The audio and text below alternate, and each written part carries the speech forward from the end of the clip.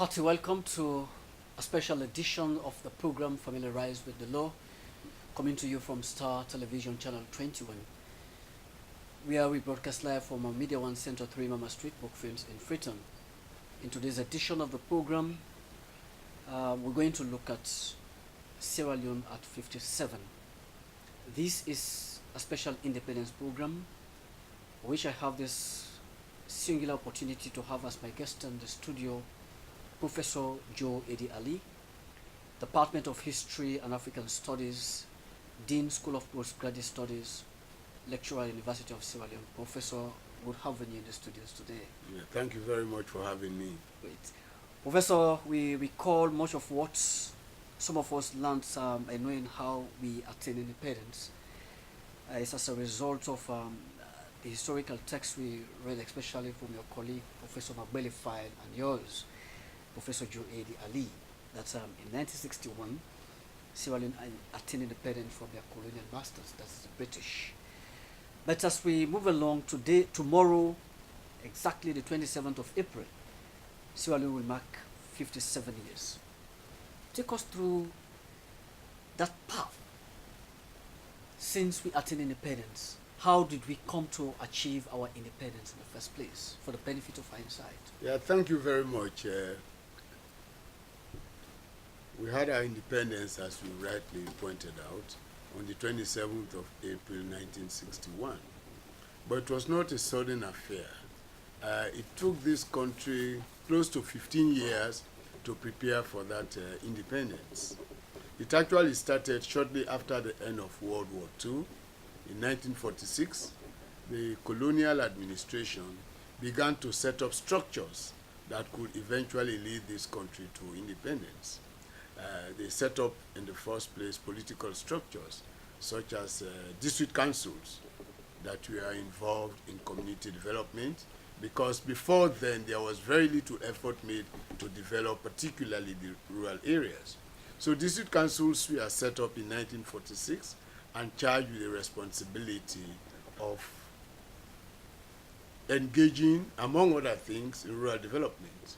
That was shortly followed in that same year with the creation of a protectorate assembly, where chiefs from the then protectorate of Sierra Leone and other notables met to discuss national affairs and to advise the governor on matters relating to protectorate affairs.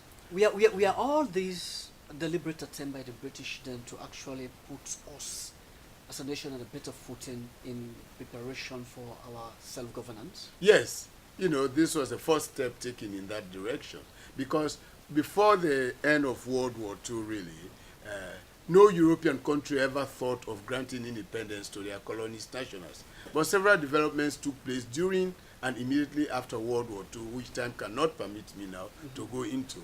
But suffice it to say that the British had little option but to move their countries toward independence. In the case of West Africa, we had the Gambia, Sierra Leone, the then Gold Coast, which is now Ghana, and Nigeria. So coming back to Sierra Leone, as I said, structures were set up. I've talked about the district council. I've talked about the protectorate assembly, which was designed to help chiefs and other notables prepare them for independence. Because one funny thing initially that happened was that the British, perhaps as a result of their engagement with the Creole, who are most highly educated people in Sierra Leone, they did not want to grant political independence to so-called Western educated elite. And so they wanted to prepare the chiefs.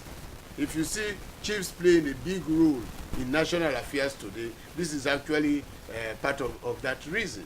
They wanted to prepare the chiefs for self-governance in the belief that when the British left, the chiefs would take over the administration of this country. Of course, that was not to be. But they set up the Protectorate Assembly to prepare them exactly for that. The following year, in 1947, the then governor of Sierra Leone, Hubert Stevenson, puts together a draft constitution, which was again another important step to lead this country to independence. That proposed constitution had a number of important provisions, but perhaps the most important was that for the first time, the people of the protectorate, but don't forget that this country during colonial period was divided into a colony and a protectorate. The colony people were regarded as British subjects and given all the privileges of British citizens, whereas the larger part of the country, which was the protectorate, the people there were regarded as protected persons, British protected persons, who did not have as many privileges, as it were, with the people of the colony. And so, Governor Stevenson proposed this constitution, which for the first time would allow more people from the protectorate to sit on the legislative council.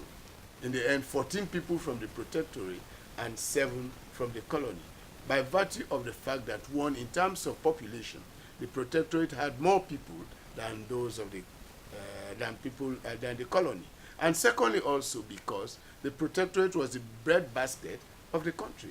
So for these two principal reasons, Governor Stevenson thought it fit that more protectorate people should be represented in the Legislative Council, which was the highest lawmaking body, which today we call Parliament. Professor, I was beginning to wonder as to what would have led the colonial masters to come to the realization that indeed time was ripe enough for them to actually hand over the business of governance to the local natives. Well, you recall the formation of the National Congress of British West Africa? Mm-hmm. Was it an influence? Well, the National Congress of British West Africa, NCBWA, did not really play a big role in the independence movement. Okay. This was in the 1920s, shortly after World War I. The hope was that in the very distant future, members of the NCBWA would perhaps convince the British government to grant them independence. But immediate independence was not on the cards of the NCBWA. You know, what happened was that, as I said, during and immediately after World War II, several developments took place, both international and national, that gave the British, and by extension the French, very little option but to grant independence to their colonial subjects. And one, of course, was the emergence of two superpowers after World War II. You had the Soviet Union and its allies on the one hand, very ideologically different from the other group led by the USA and its allies. These two superpowers were anti-colonialism. In other words, they were against colonialism, but for various, for different reasons. So pressure was put by these two superpowers. Then the emergence of the United Nations organization, the UN, which was also against colonialism. You know. Then in addition to those two external factors, there are others. Though, we must not forget the role of the nationals themselves. During World War II, a lot of our people, if I relate it just to Sierra Leone, a lot of our people had helped the British fight in places like Burma, you name it, you know, and they had told these people that they were fighting for freedom. Fine. If we are fighting for freedom out there in a strange land, it was only but natural that you gave us this freedom when we came back home. In other words, the war had opened the eyes of many Sierra Leoneans and by extension many other colonial subjects. And so after the war, the demand for independence at home, coupled with these external pressures, was such that the British and other European countries had little choice but to grant them independence. Although Britain and France had come out of World War II victorious, they were very broke. Financially, they were, you know, militarily, they were weak.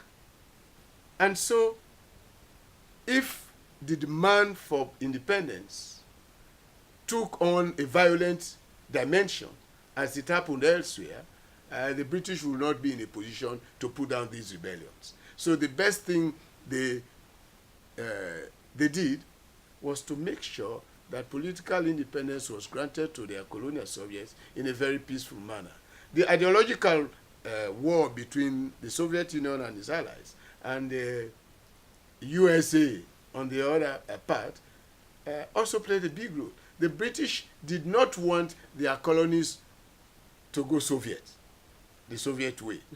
you know, because they were all fighting for hegemony and that kind of thing. So the best thing was to arrange independence in such a way that even after independence, these former colonial countries, including Britain, will still be very closely tied to their former colonial overlords. Professor, I'm going to ask you this question in your view, whether you believe that the British handed our independence rather reluctantly.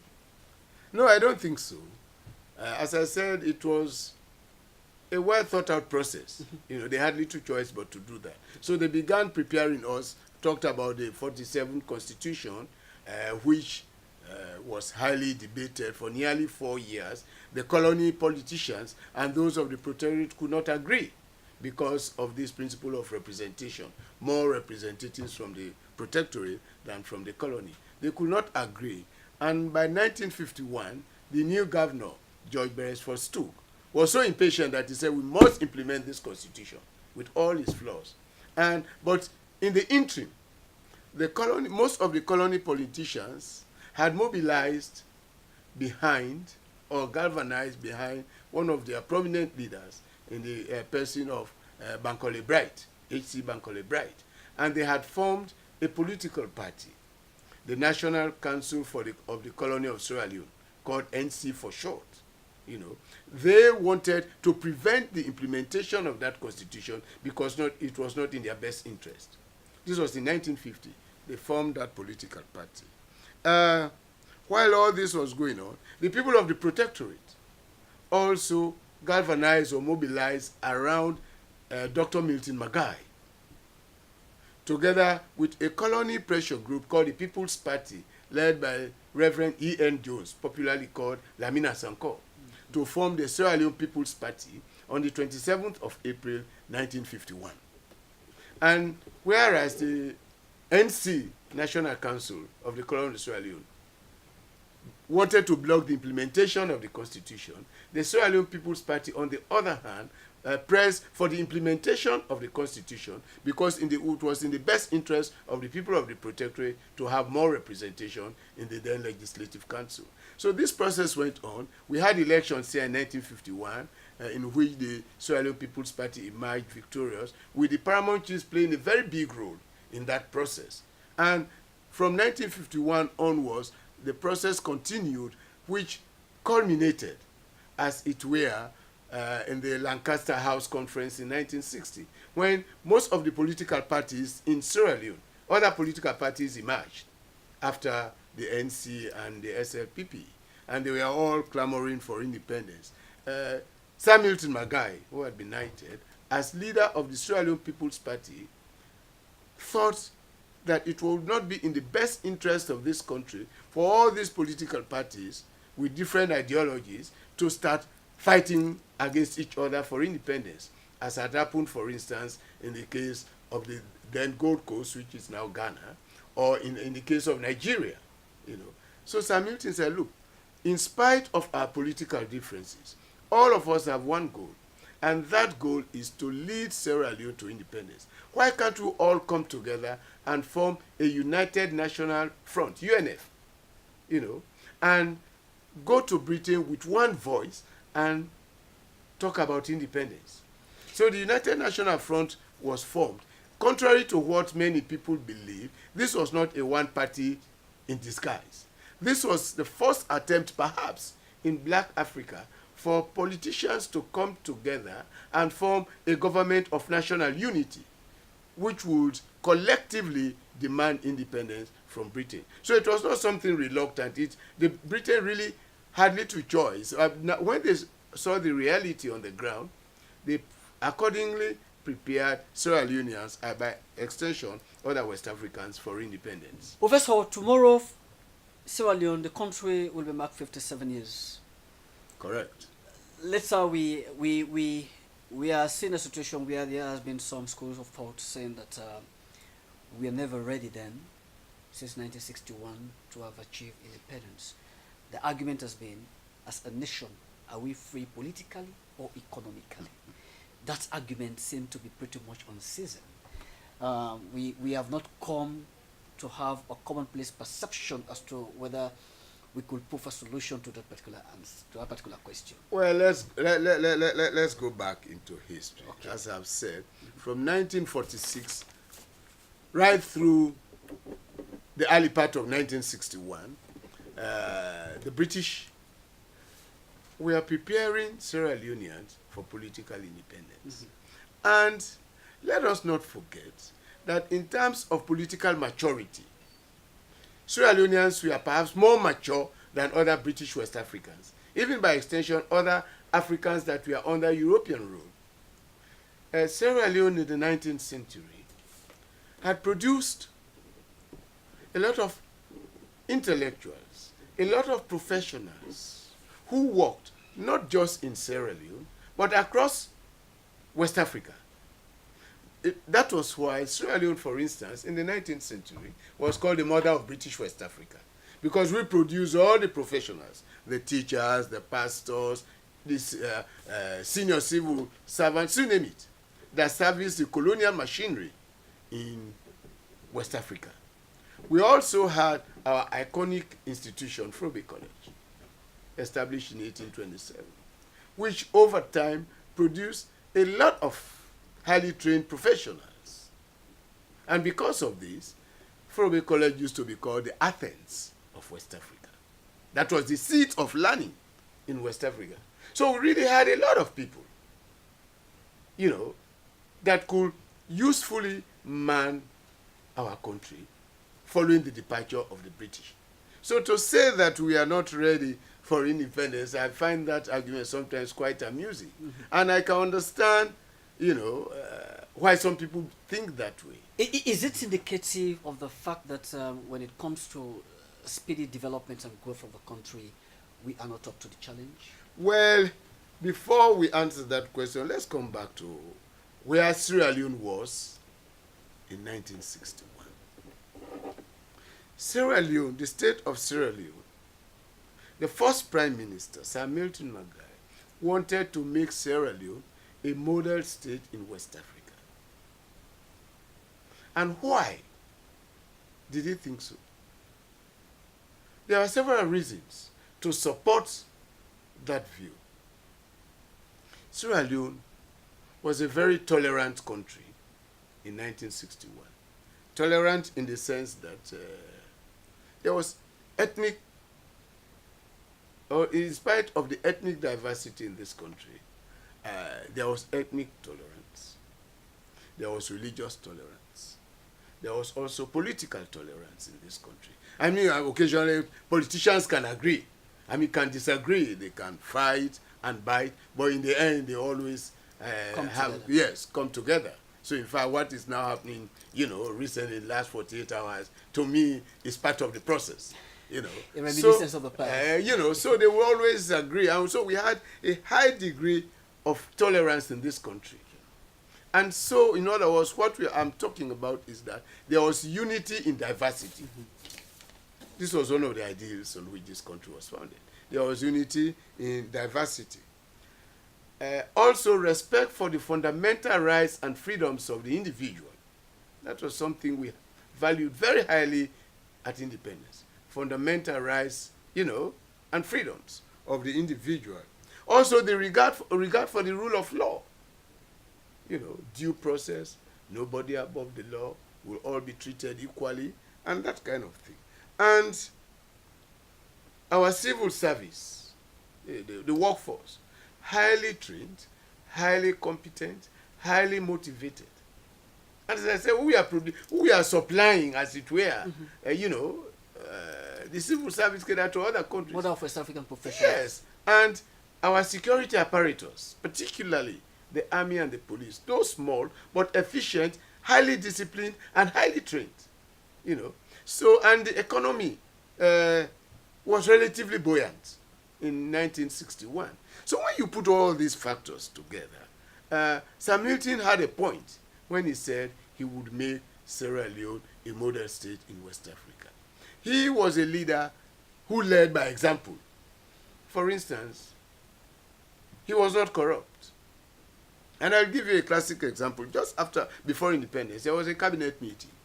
And a very important paper was to be presented at that meeting. And rumor had it that the minister who was to present that paper had been bribed. Sir Milton had this. And he refused debate on that paper and said that until that money, whoever had that money, I'm not going to name the minister, whoever that had that money, until that money is returned, the paper will not be debated. And you would imagine the cabinet moving in and out. In the end, when Sir Milton was satisfied that that money had been returned, they now debated the paper. He led by example. I talk about tolerance.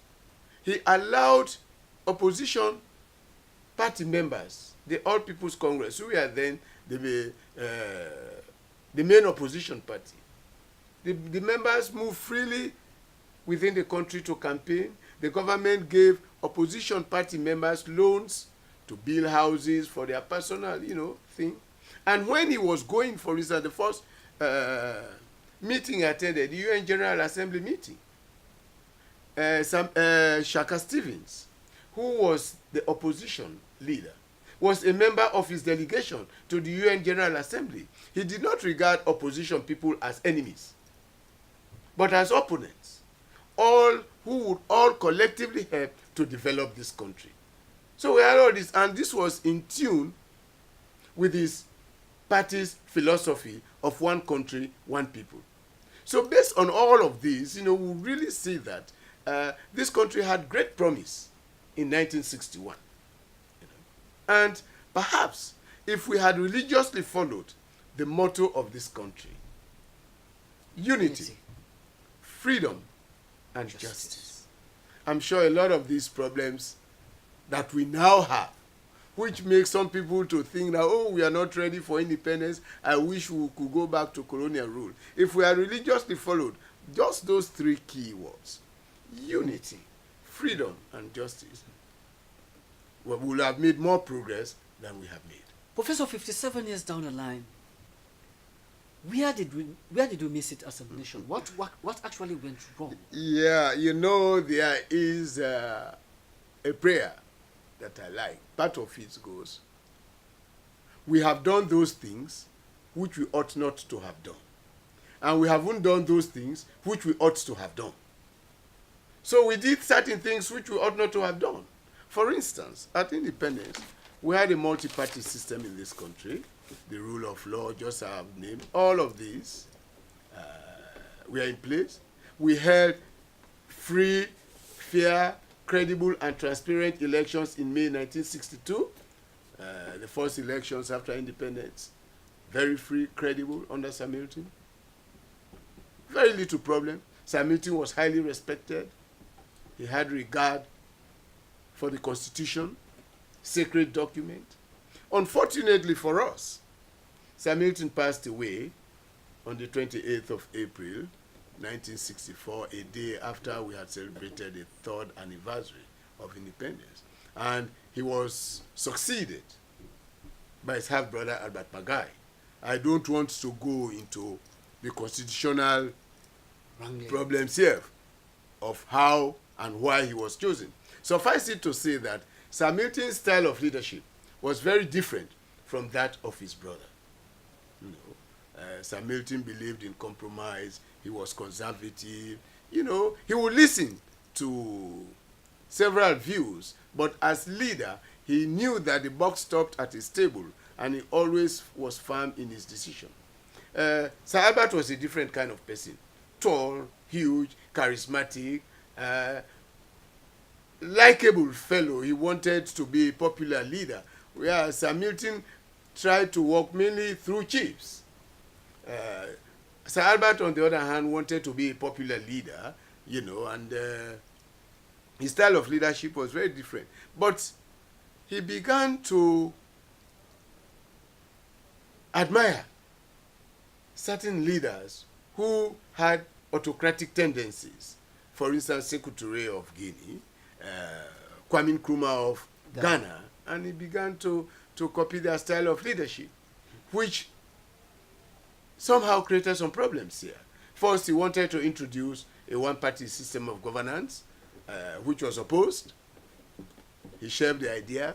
He also wanted to move this country into republicanism, for us to have a republic, a ceremonial president with an executive prime minister and that kind of thing.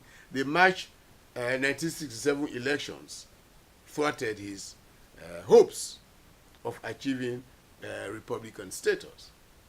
The results of 1967 elections were contested, although officially the APC had won the elections.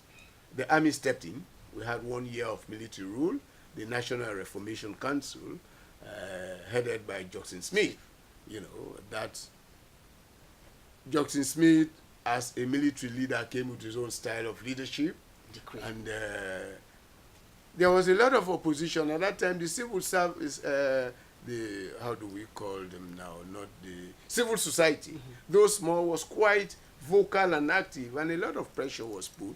The professional bodies like lecturers, the lawyers, were all putting pressure on the leadership of the National Reformation Council to grant power back to Shaka Stevens, whose party had actually won the elections. That was done in 1968, April 1968. And when Shaka Stevens came back from exile in Guinea and formed the government, the hope then was that, yes, in spite of the mistakes that had been done in 67, Sierra Leone was again on the right path. But that was not to be. We all know Shaka Stevens' style of leadership, highly autocratic. Most of the things he had opposed during the Albert Magai era, he perfected them. For instance, this country had attained Republican status on the 19th of April, 1971. The Constitution provided for the Chief Justice, who was then Seo Iko, to become president. Seo Iko became ceremonial president for 2 days. On the 21st of April, Parliament, played with the Constitution, and Shaka Stevens was made executive president with enormous powers. And from that point onward, really, Parliament became nothing more than a rubber stamp. They would simply support whatever the president said. The president was all supreme. He was all this mighty. He had autocratic powers. And Parliament would simply endorse, as it were, his decisions, views, and opinions. And when you have an autocratic president, that does not augur well for the progress of this country, for any country. It does not augur well for the development of this country. Now we have elections, relatively peaceful. We have these monitors, both internal and external. In those days, we didn't have that kind of arrangement. Elections would be done the way the ruling party wants. Yes, and most times the results were foregone. Elections were simply a formality, as it happens in communist countries. We had that bitter experience here. Unlike Sir Milton Magai, who encouraged opposition to move about freely and campaign, under Shaka Stevens it was a different ball game. And this continued until we had a de facto one-party system in this country from 1973, when the infamous unopposed system was introduced, perfected in 1977, and the following year, this country quickly moved on to a one-party system, which was very anti-developmental. And so if you begin, and this is why I have spent some time going into this history, because when people say, perhaps we are better off during colonial days, no, it is we on us. We created the problems that are with us today. I mean, we may have blamed the colonialists, but once you are with your parents, you grow up, naturally they can't provide everything for you. But if they create that enabling environment for you to progress, for instance, you are educated, let's say at university level, you graduate, you are now on your own. You marry and have kids and that kind of thing. If you have problems, you cannot continue blaming Your parents, oh, my parents did not do this for me, they did not do that. Okay, granted, they did not do. But even the little they did for you, you should build on that. Perhaps this was what we failed as a people and as a nation to do. We did not sufficiently build on even the little foundation that had been laid during the colonial period. Because we had all these different political leaders. The first 3 years, it was Hamilton with his own leadership style. The next 3 years, it was Albert Magai with his own. 1 year of military rule, and 17 years of Shaka Stevens. You know, so, and they all came with different ideologies, different programs. You know, we have in Africa, including Israel, we have this problem of continuity. If you are president, you leave, you cannot be totally bad or totally good. There may be a lot of good things you may have done. When I come as president, instead of building on those good things, I try to reinvent the wheel. I say, oh, this man did nothing. I want to go back. You know. And unfortunately, we had that experience here in 2007. After the war ended in 2002, the then government of Tijan Kaba made some efforts to lay a very strong foundation, governance structures, economic structures, and that kind of thing. It was like a plane ready to take off. You know. But come September 2007, we reversed the decision and felt that nothing had been happened before. And we had people say, never in the history of this country, and those were the statements that really got me annoyed. Never in this history of this country that this had been done. So I know did not begin in September 2007. Development in this country did not begin in September 2007. You know, I am saying this not necessarily to condemn the past regime, but for the incoming administration to learn from the mistakes of the past. You cannot come and do it with everything your predecessor did. Mm-hmm. And that's the problem we have in Sierra Leone and in Africa.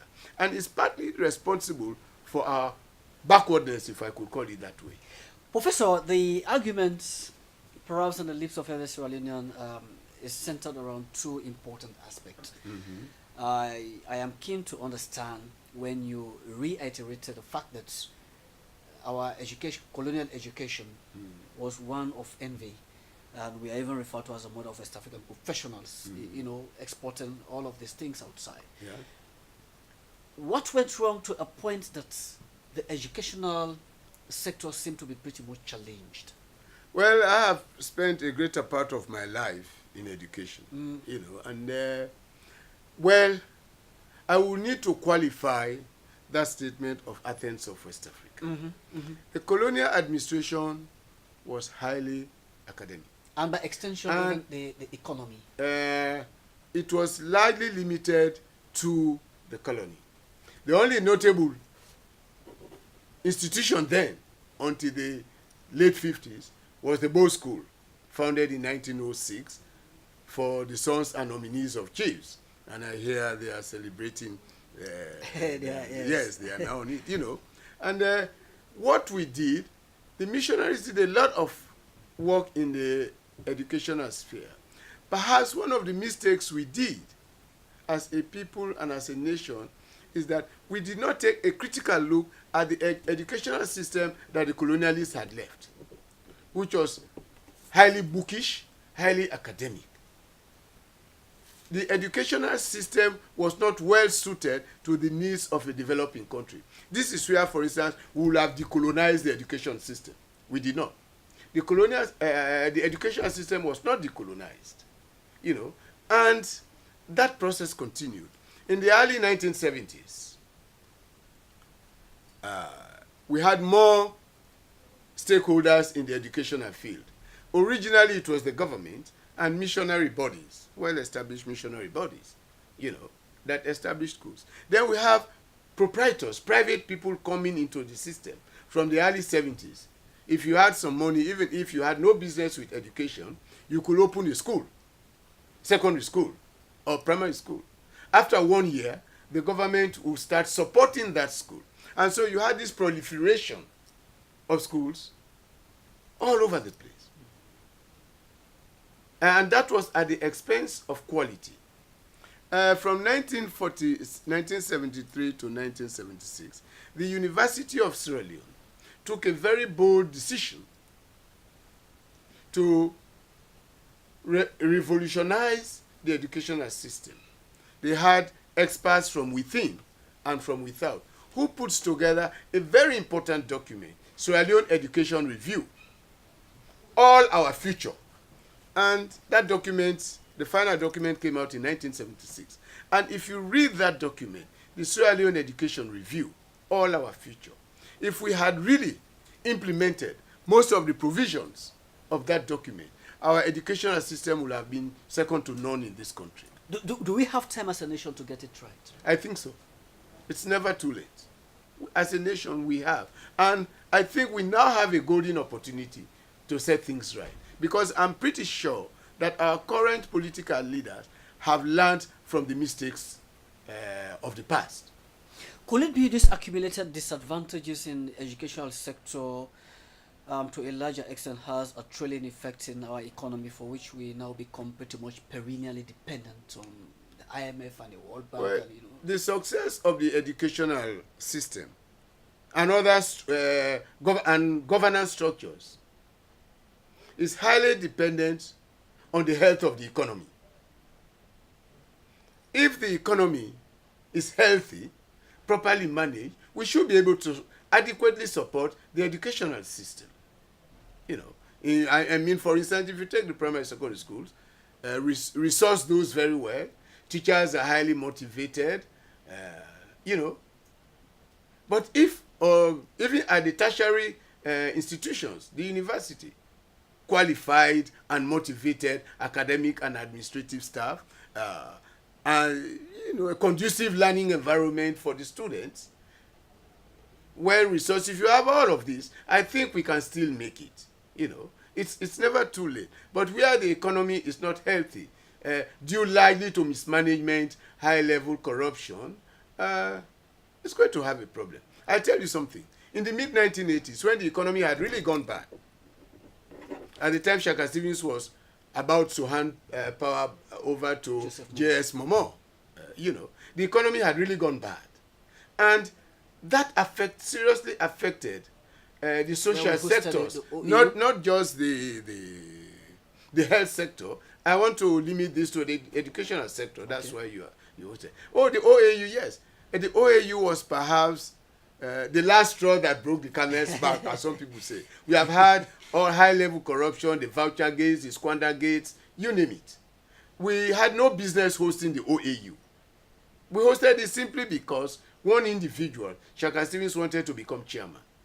And so we wasted a lot of money, much against the advice of the then governor of the Bank of Sierra Leone, Sam Bangura, who unfortunately was killed, I think on the 23rd of December 1979, you know, was unfortunately killed.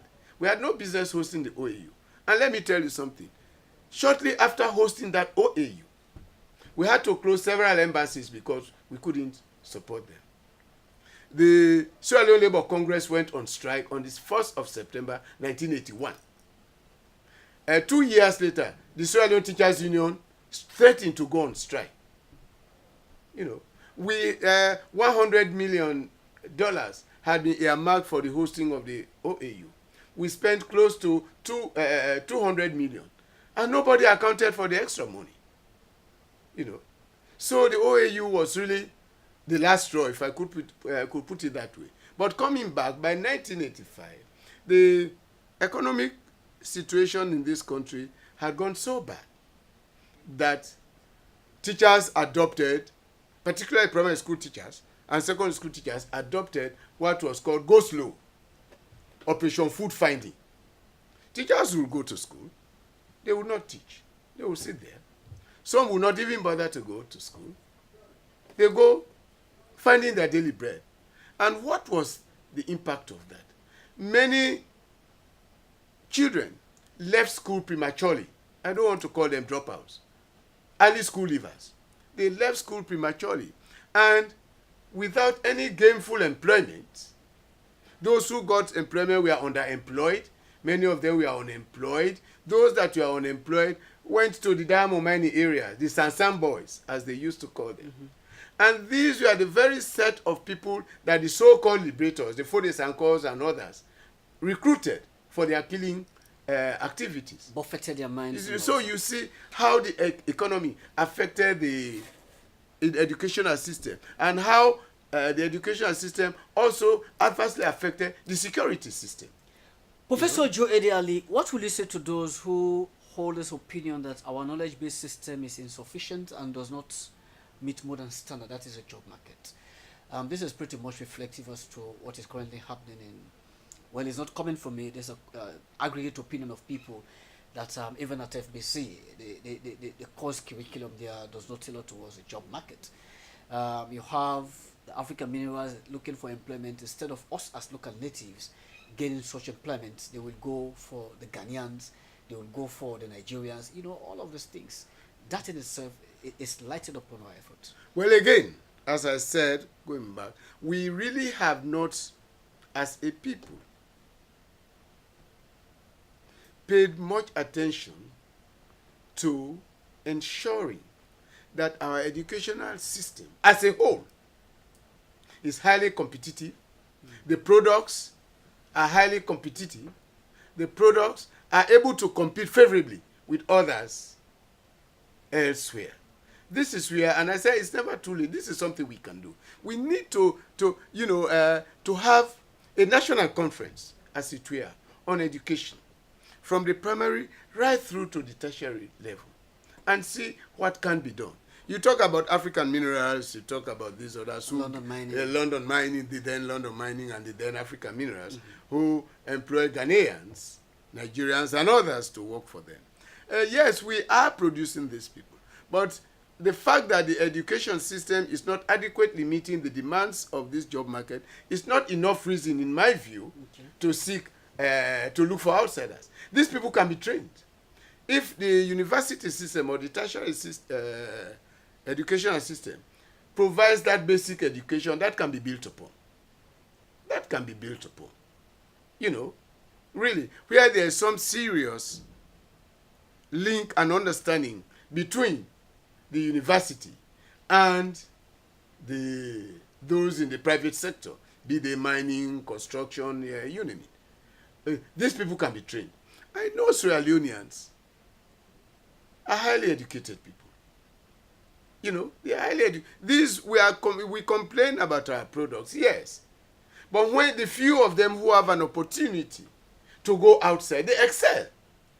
Get first-class degrees at graduate level, because the basic intelligence is there. When they are out there now, they are exposed to modern technology and and they quickly pick up.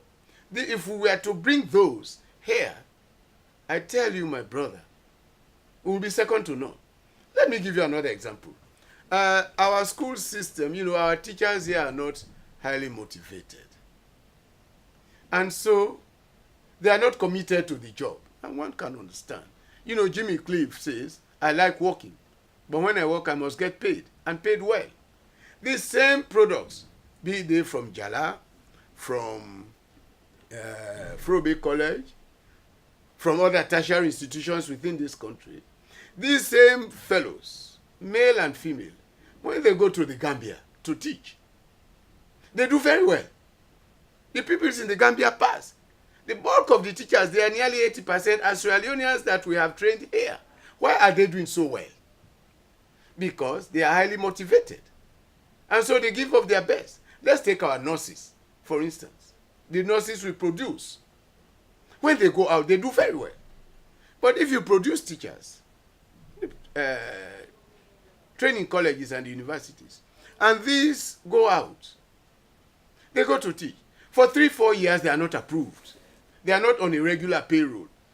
Tell me, my brother, patriotism is good, but patriotism cannot be done on an empty stomach. That's the reality. But if these guys are paid well, I tell you, they will give of their best. So really, the point I make is that there is a strong linkage between the economy and the education and other sectors. But again, there has to be that commitment. There has to be that leadership provided by the political leadership. Where you have a political leadership that is very well focused, that has a philosophy, that has an ideology, that say within the next 5 years, I will lead my people from point A to point B. This is the direction in which we must go. And they see that people really mean, that the leadership really mean business. I'm sure we'll get there.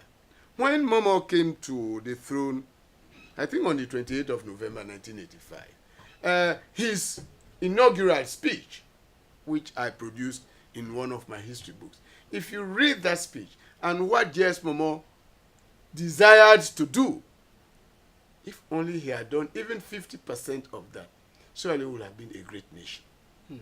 Yes. But 2-3 years down the line, he was honest enough to say he had failed, although he did not resign. It's the leadership, the head. Even an institution like yours here, Star TV, a lot will happen here positively or negatively, depending on the leadership.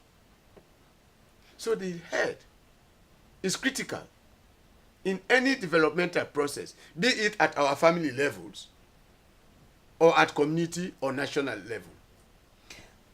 Professor, are you of this view that we are now presented with an opportunity where we can have all of these issues rearranged? We tend to question those old beliefs by forming new opinion, taking the country forward in terms of enhanced education, our cultural values. This is where we're going to wrap up looking at the cultural values, the ethos, all of these things. We seem to be missing it. We seem to be missing a lot in all of this. That's very correct. For several reasons. One is that the leadership. I go back to the leadership. Why the emphasis in leadership? Well, God in his wisdom made a human being like you and me and put the head at the top. He didn't put the head at the bottom. No. It is that head that controls the entire system. Okay. If the head is faulty, my brother, the whole body will be faulty. So that's why I keep talking about the head. It's such a critical part of the system, that when it's okay up here, the entire body is okay. But when something is wrong, when some of the screws are not quite it's a different problem. So the leadership, we've got to get that right. And this hero worship. This hero worship, where if J.D. ALIE is leader, people believe that J.D. ALIE has all the sense in this world. No. Nobody has monopoly over knowledge. But here, this hero worship, everything has to come from the leader. The leader in his wisdom did this. The leader in his wisdom did that. We don't help our leaders. Does the politics, sorry, apologies, Professor. Does the politics of patronage a challenge in our governance? It's a very serious challenge. Patronage, the patronage system. It is not bad to bring in people of your kind. People, they may be your relatives, they may be your friends. But the important thing is that, one, get people who share your vision, who are ready to work with you to achieve that vision. People who are committed to your cause, not people who are more interested in what comes to them than the service of the nation. But in most African countries, including Sierra Leone, this has been one of our problems. We put a lot of people in strategic positions, not necessarily because they can perform, but as a way of paying back. And the moment we begin to do, as a leader, you are getting it wrong. You are getting it wrong. For instance, hypothetically, I know I will never become president of this country. I'm told that, But assuming I were president, and you are my minister of communications, for some reason you cannot perform, and I say, no, this is too much. I dismiss you, relieve you of a position. You don't sack big people, you relieve them of their position. And then I bring you back as a special advisor to me. For God's sake, does that make sense? I gave you an important strategic institution to manage. You did not perform. What kind of advisor are you going to give me again after I've relieved you of your positions? If I do that, it's simply an extension of the patronage system, which does not augur well for development. So we talk about the leadership. And then again, we must help our leaders. Because as human beings, they are bound to make mistakes. They may not know it all. But where you surround yourself with yes men and women who say the things that they think can please you, who say the things that will make them retain their positions without telling you in your face, in a very polite manner, that, Mr. President, I don't think this is proper. You know, I give you an example. There's an historian. When on the 29th of April, 1992, these young boys, young soldiers came from the east part of the country and came to this country to protest against worsening conditions in the battlefield, which led to the NPRC coup. J.S. Momo was advised wrongly.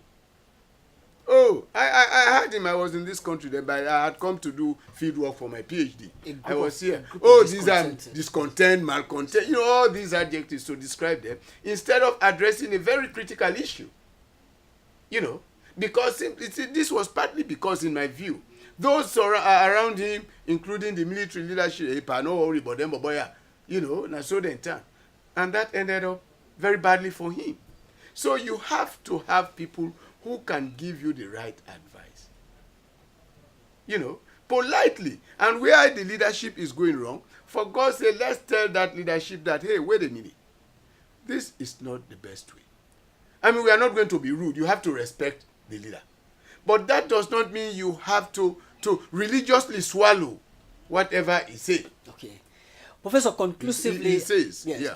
Professor, conclusively, as we round up with this program, tomorrow, the nation state of Sierra Leone will mark 57 years. Correct. What will you leave as advice to the people of this country that are opportune to watching Star Television here, linking with the radio, hearing your voice, that Professor Joedi ALIE is here, and perhaps by extension, what could be best said to the new president, Brigadier Julius? Well, good. I wish I were in a position to advise him, but as a Sierra Leonean interested in the development of this country, yeah, I could say a few things. One, some people will say, what is there to celebrate? You know,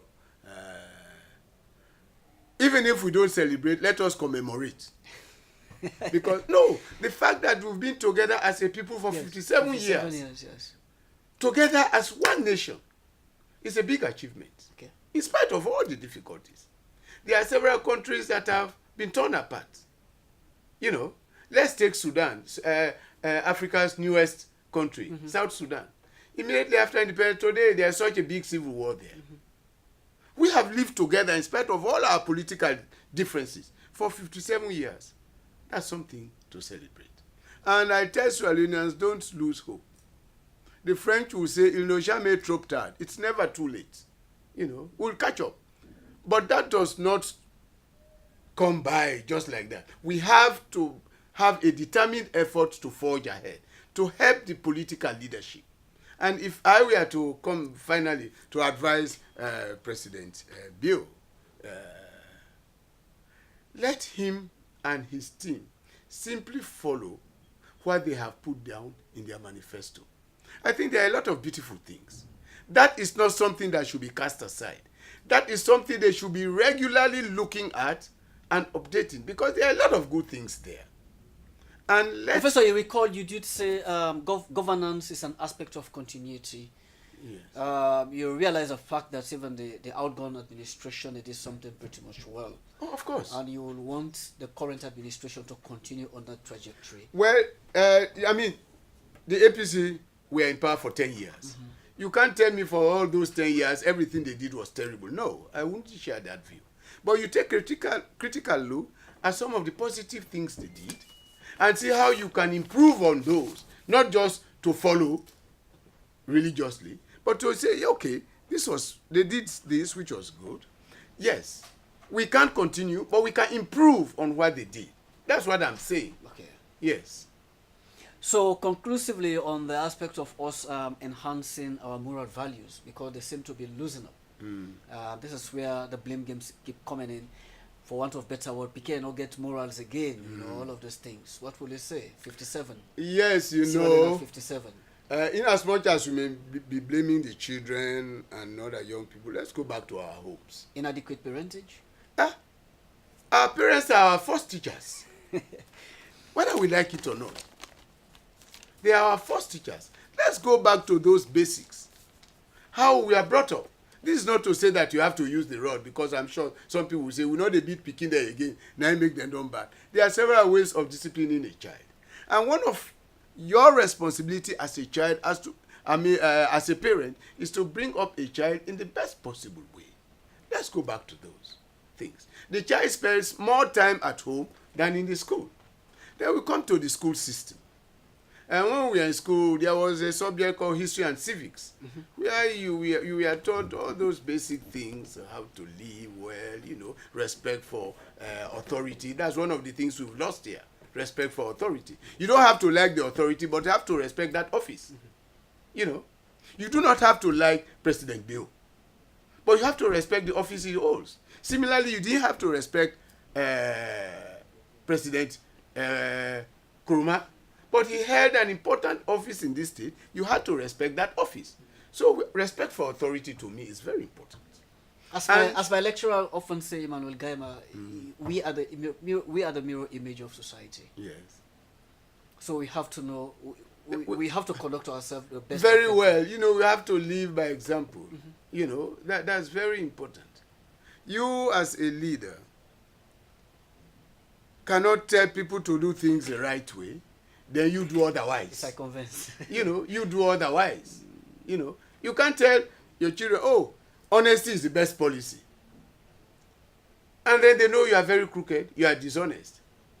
How can you tell them to act wisely, then you act otherwise? So the leadership, I keep talking about the leadership. And when I talk about leadership here, it's not just political, national. At homes, the parents are leaders, community leaders. The schools, we have prefects. When we are in school, I had the good fortune of attending Moyamba Boys Secondary School, and I'm very proud of that. The prefects, we are highly disciplined. Professor, I dare say I attended a very good school, Crazy King College. Well, yes, I don't have any problem with that. I was very fortunate to have gone to a rural school. I know. So, but on a more serious note, really, let's go back to those basics. Adequate parental care. If I'm a parent, the dad, every minute I'm quarreling with my wife, using nasty language in the home. So children grow up to think that that's a normal way of living. I tell children, until when I know certain tranga, now for beer, you for understand. Every day I come home drunk, I'm not setting a good example. If I'm a political leader and I tell people this is austerity, oh, things are difficult, tighten your belts, when I'm so far that I cannot even use a belt, then there's a problem. Okay. There's a problem. Professor Joe Edi Ali, thank you so much. I must say it's wonderful having you in this program. Thank you very much. But I'll not let you go without wishing the people of this country a happy 57th. Well, my people of this country, happy independence anniversary. May commemorate this event and just hope that things will get better. Don't give up. Enjoy in your own little way. But as Emerson will say, not do bad. As long as you not do bad, So I wish you all happy anniversary. And perhaps most importantly, I wish the new administration headed by President Bio all the best, because if the administration succeeds, all of us as Sierra Leoneans, irrespective of our political colors, we all enjoy. Well, I would rather want to say, Professor, that I enjoy, even when I was talking with you, I've been looking fixedly at your cultural attire, where my lecturer, Kwame Halston, usually says the technical mastery of this local craftsmen, we are indeed pretty much astonishing. Thank you so much, Professor. Thank you. Don't forget that on Independence Day, April 27, 1961, Samilton was in a traditional I know. Yes. Thank you so much for having me in your studio. This is how I bring down the curtain into this edition of the program, with my guest being Professor Joe A.D. Ali. And I've been the presenter of this program. My name is Abdul Rahman Kamara. Stay blessed. Have a wonderful day.